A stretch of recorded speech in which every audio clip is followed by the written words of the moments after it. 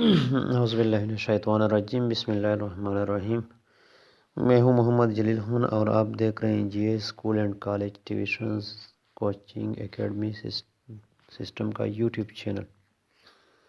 ہمارا دعویٰ ہے کہ ہم پڑھاتے نہیں سکھاتے۔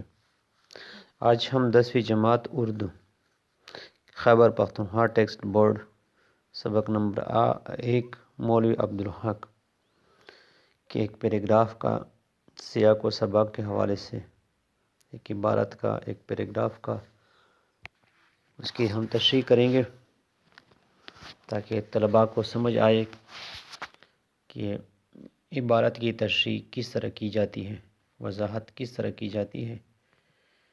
تو ویڈیو شروع کرنے سے پہلے اپنے G S school and college tuitions coaching academy system کا یوٹیوب چینل جو ہے وہ سبسکرائب کرنا ہے، لائک شیئر اور کمنٹس کریں تاکہ ہماری ہر ویڈیو سب سے پہلے آپ تک پہنچے اور آپ اس سے استفادہ حاصل کر سکیں۔ نیز اپنے پاس قلم، کاغذ اور رجسٹر رکھیں، ان چیزوں کو لکھتے جائیں تاکہ یہ امتحان کی تیاری میں آپ کی مدد کر سکیں۔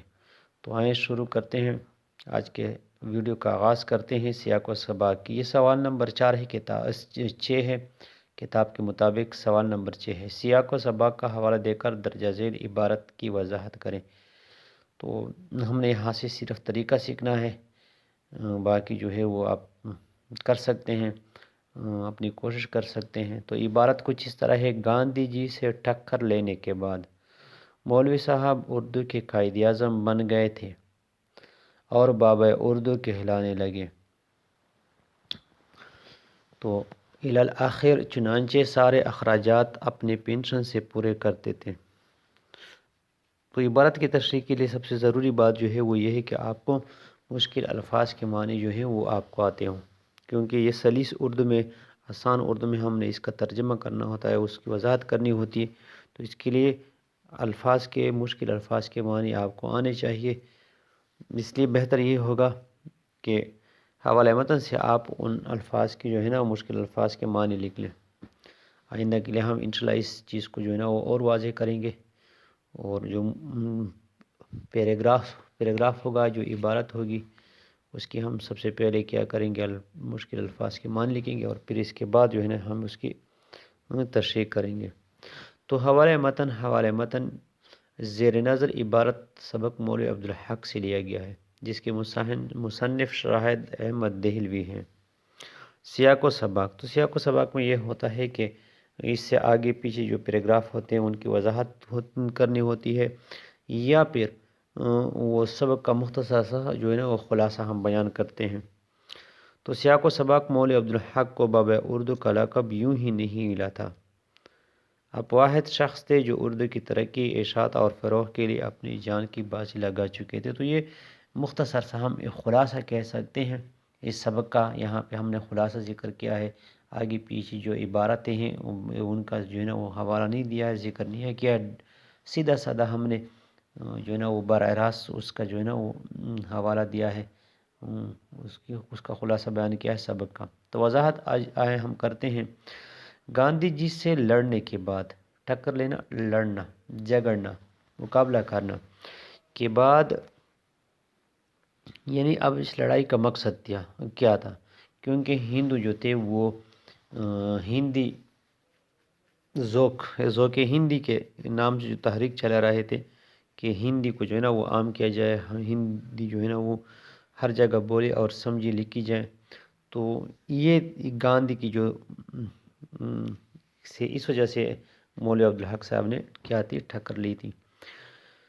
تو گاندھی سے لڑنے کے بعد، جس کا مقصد پورے ہندوستان میں اردو کو صفحہ ہستی سے مٹا کر ہندی کو لاگو کرنا تھا، مولوی صاحب اردو کے لیے وہ حیثیت اختیار کر گئے جو قائد اعظم کی پاکستان کے لیے تھی، اور آپ کی انہی کوششوں اور کارناموں کی بدولت مولوی صاحب کو بابا اردو کہا جانے لگا۔ یہ آپ کو لقب دیا گیا، عوام میں ایک نام جو مشہور ہو جاتا ہے کسی خاص خوبی کی وجہ سے، صفت کی وجہ سے، اس کو کیا کہتے ہیں، اس کو کہتے ہیں لقب۔ مولوی صاحب نے اردو کے فروغ، ترقی اور اشاعت کے لیے کسی قربانی سے دریغ نہیں کیا۔ یہاں تک کہ اس سلسلے میں تمام اخراجات اپنے پینشن سے پورے کرتے اور فرماتے تھے. یعنی جو دفتر آپ نے قائم کیا تھا انجمن ترقی اردو کا، اس کے لیے دوست صاحباب نے مشورہ دیا کہ آپ اس کے لیے چندہ اکٹھا کر لیں، لیکن مولوی صاحب نے دو ٹوک الفاظ میں جواب دیا کہ میرے لیے یہ شرم کی بات ہے، عار کی بات ہے کہ میں کیا کروں، چندہ جمع کروں. لہٰذا وہ اپنے جتنا بھی ان کا پینشن ہوتا تھا اسی سے ان کے اخراجات